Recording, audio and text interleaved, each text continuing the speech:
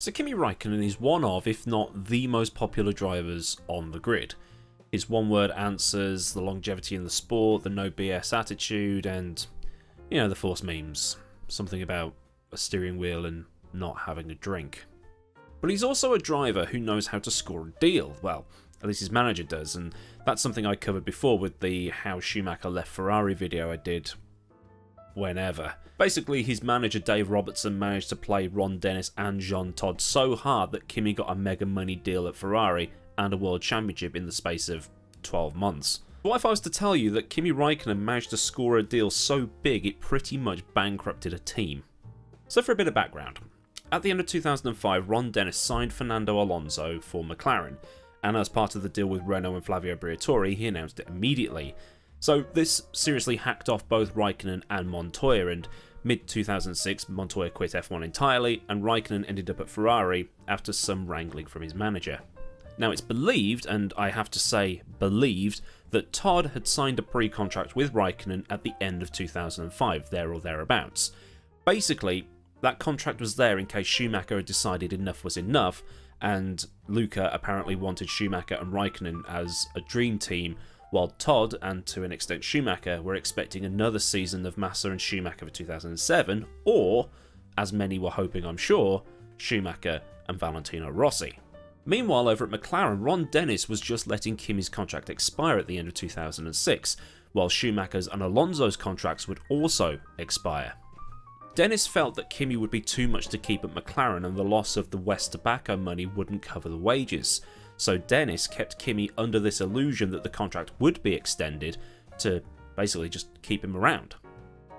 The TLDR of all this is that Dennis was trying to bluff Kimi into a corner where he had no choice but to sign for less money at McLaren, thinking there'd be no Ferrari seat because, let's be honest, it's Kimi Raikkonen, who else is going to afford him? And Dennis was anticipating, well, Schumacher's staying, nobody else is going to have that seat that's a good driver, great, I'm keeping Kimi. But at the same time, Luca de Montezemolo was trying to wrestle power back from Jean Todt because Luca was thinking, hang on a minute, I run Ferrari, not this short ass, and was basically doing everything he could to get Todd, Schumacher and Brawn out the door so that Ferrari was his, in inverted commas again. And he'd allegedly signed this pre-contract without the knowledge of Schumacher or Todd. So Dennis had heard this from Robertson and then decided, well screw that then, if Kimi's going to Ferrari, I'll replace him. So signed Fernando Alonso from Renault. And like I said, that hacked off both Raikkonen and Montoya to the point where Montoya left completely and Raikkonen just went and signed for Ferrari instead. Dennis thought he could bluff Raikkonen into staying, but Robertson had managed to play everyone. But then, in the course of his career, this is a man who had taken on Frank Williams, Jean Todt, Flavio Briatore and Ron Dennis. And beaten them all. So this leads into the whole Schumacher found out it was Raikkonen he was getting as a teammate, didn't want that teammate while the car was still competitive, so left the seat to Massa instead. Now obviously the title is about how Raikkonen almost bankrupted the team, not how he joined Ferrari and how all of this allowed Ron Dennis to sign Lewis Hamilton, so it's a bit weird how it all played out. I mean, you can go and find the video and things like that. It's a brilliant story whether it's true or not. But it's all a bit of a background to the sort of contractual gymnastics that has gone behind the scenes with Kimi Raikkonen before. But while there are so many theories and conspiracies as to how Raikkonen joined Ferrari, there are ones for how he left Ferrari as well. And I've covered this way back then as well. The theory is that around the French Grand Prix in 2008, Ferrari started screwing with Raikkonen as a way to get rid of him so they could get Fernando Alonso.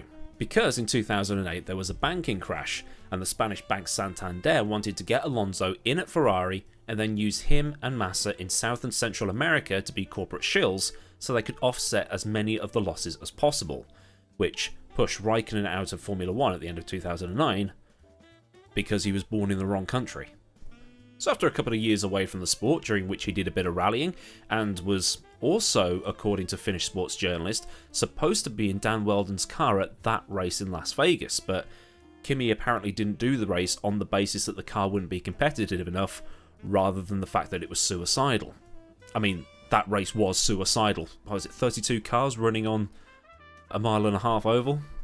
How no one went to prison, I am gobsmacked. And then for 2012, one of the old guard returned. Kimi was back, and quite literally in black, as he joined the Lotus team. And at one stage, he was actually looking to join in Williams until they went with Maldonado and Senna, because... Don't know if you heard that or not.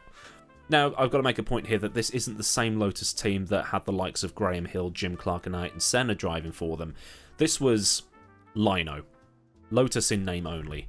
And basically a continuation of the lineage that started with Toleman back in the 1980s, that was basically Toleman, Benetton, or Benetton, I don't speak Italian, Renault, Lotus, Renault, and now, obviously, Alpine. Lotus had come back as another team in 2010. Lotus had come back as another team in 2010, but the name was licensed from the Lotus Group for use on the cars. And when Lotus terminated that license agreement at the end of 2011, Tony Fernandez, the owner of the team licensing the name, just bought the company. That's why Lotus is in the hands of the Malaysians now.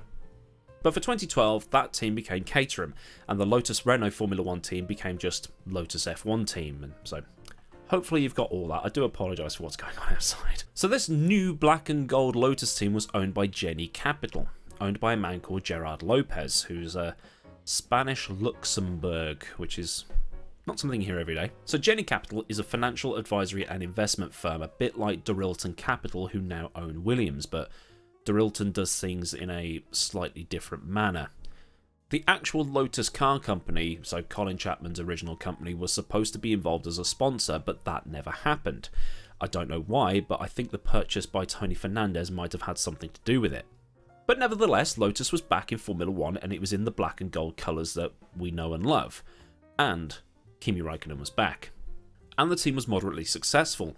Over the 2 seasons that Kimi was there, he scored 15 podiums and 2 race wins, and scored 390 points over those 2 years, and took 1 win at Abu Dhabi in 2012 and the second at the opening of the following season in Australia. And despite crashing a lot, his teammate Romain Grosjean finished 8th in the driver's standings with 96 points in 2012, and then 7th the following year with 132. So Grosjean isn't terrible. And in 2013, this included a run of 3 straight podiums at Korea, Japan and India with a best finish of 2nd. And as such, in 2012, Lotus finished 4th 2 seasons running, which should have netted some sweet constructors' money. However, nobody, not even the team, expected that success. Kimi had managed to negotiate his way into a 2-year deal that saw him earn €50,000 per point. And as he scored 390... yeah, you do the maths. It's €19.5 million on top of his base salary. So whatever constructors' points that Lotus had earned, they were wiped off almost immediately. Then in 2014, Andy Ruhan, a property developer that had become a co-chairman at Jenny Capital, loaned money to the team. Those loans turned into equity, and it was looking like he was going to take over the team entirely. At least that's what I understand from reading it. I don't understand finance, even though I work in it.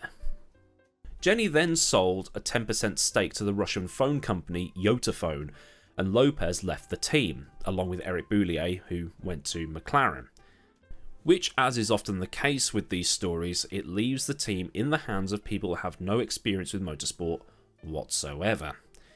It also didn't help that the twin tusk nose concept wasn't exactly brilliant, and neither was the walrus nose that it was inspired from, that appeared on the Williams in 2004, and the Renault hybrid units weren't as powerful compared to the Mercedes and Ferrari ones. So going into 2015, Lotus signed Pastor Maldonado with his Venezuelan oil money and took on Mercedes engines. So whether Lotus was looking to basically spend their way up, hoping the constructors' money would just pay stuff off, like you see teams in the Football League Championship doing that, they'll spend big money, overspend, to get into the Premier League, where the TV deal money will just wipe those debts off, but some, like Coventry, like Leeds, like Portsmouth, just end up going bankrupt, and I guess mismanagement is a problem there as well. But anyway, what you also have to bear in mind here is that they were still paying Raikkonen off, and the bailiffs were called in at Spa, where Grosjean managed to bag a podium by overtaking Vettel mere miles from the end of the race after the Ferrari had a puncture at Raidillon, and the cars were also seized at that race due to a legal dispute with their former test driver Charles Pic. In Japan, they were also in trouble because they hadn't paid the bills from 2014, for hotels and things like that, and the team was looking to go out of existence altogether. if not for Renault buying the team back for the 2016 season. Kimi is still owed €6 million, but he's not chasing it. Chasing that 6 million would have put Lotus out for good, and according to Finnish media, he had considered the fact that if he had chased that 6 million, people would have been out of a job if he did. You know, think the Sergio Perez thing where he had Force India put into administration to save people's jobs. As we know, Kimi doesn't do politics. He doesn't want to get involved in any of that stuff. He's not going to miss €6 million, especially when he went to Ferrari the following season, where that 6 million would have been made back and probably tripled. Now, his second stint wasn't as successful as the first. He only got one win at Austin in 2018, but as a bonus fact, that race was where he became the first person in F1 history to win a race in a V6, a V10 and a V8 powered car. And now he's back to where it started, at Sauber, well, Alfa Romeo, and he's just enjoying himself. Well, it's just a hobby and that sort of thing. Yes, woof, well done. So this has been a quick story on how a contract deal by Kimi Raikkonen almost bankrupted a Formula 1 team. And if you've learned something here today, give the video a like, and for more like this, along with racing esports that I'm doing on Friday and, well, next Wednesday as well, reaction to motorsport news or just other stuff, click subscribe with the bell on so you never miss out. Big thanks, as always, to that dog's still going. Big thanks to the people of Patreon who continue to support the channel at a more personal level, and if you wish to join them or just join in the Discord stuff, I'll leave all the relevant links down in the description for you. So until next time, I've been Millward. Have a great day wherever you live, and I'll see you all again soon for another video. So until then, goodbye.